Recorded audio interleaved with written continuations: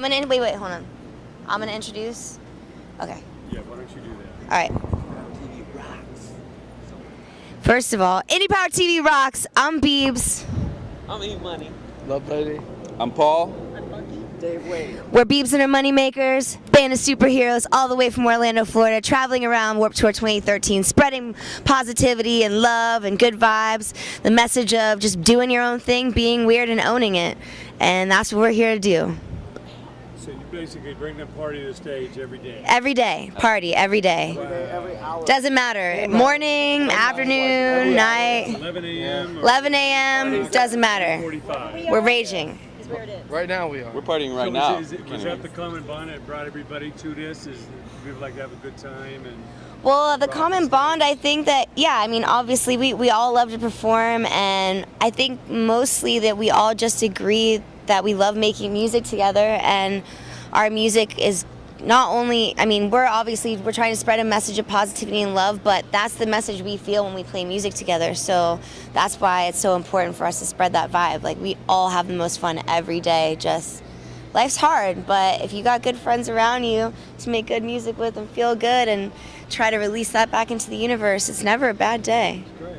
And who were each of your biggest inspirations or influences coming up in music? I would have to say that mine was a mix between soul, Motown, funk, punk rock, and Willie Nelson. That was a lot. I'm the drummer, so Keith Moon was probably my biggest idol growing up. It's kind of like world beat stuff, like Peter Gabriel, the kind of stuff that music from Africa I like.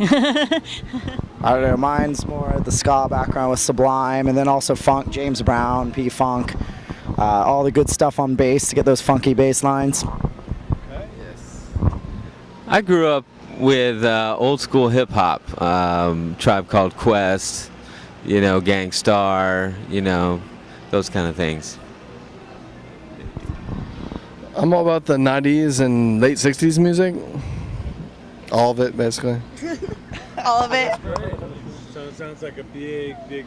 Yeah, we have a big melting pot, which I think sometimes is why it's hard for us to describe our genre when people ask us, because we honestly have a little piece of everyone's musical background that kind of all makes this blended whatever genre. Yeah, yeah, different a box chocolates. Of candies with all the different flavors. All the different That's what chocolates. we should tell people now. All the different Jelly Belly flavors. That's what Kevin we got. Lyman called us Jiggly Pop Comic Rock. Yeah. But I like a box of candies with all the flavors in it. Yeah.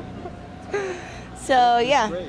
Well, tell us about your latest record. What you're most proud of achieving with it? Our new record, we just released our new record, No Sleep Tonight, and we're super pumped. I mean, up until this point, we've always been able to do our own releases under our own, we have kind of our own label, so we've been able to remain independent and do our own fundraising and get our own sponsorships and remain completely independent from the bigger industry and still be able to do our thing, which I think is really important to us and we're excited about.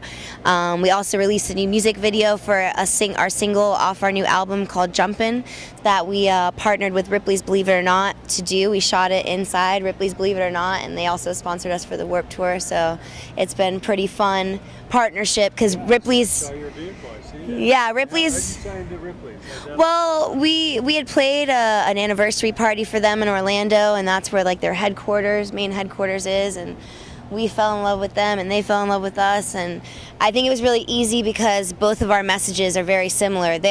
Ripley's Believe It or Not is all about embracing oddities and being different and celebrating that, and we're all about spreading that it's fine to be different and celebrating being your own superhero. So I think it was pretty much the perfect partnership. That's great. And as far as preparing for the Warped Tour, what have you heard from the other bands, and what do you do to pace yourself? Because you got to give all your energy to the show. Yeah. All those other hours, how do you make it work? It's a lot. Well, we knew it would be a lot of work. That's what we were told. So we were ready for that. We drive ourselves, which has been kind of wild.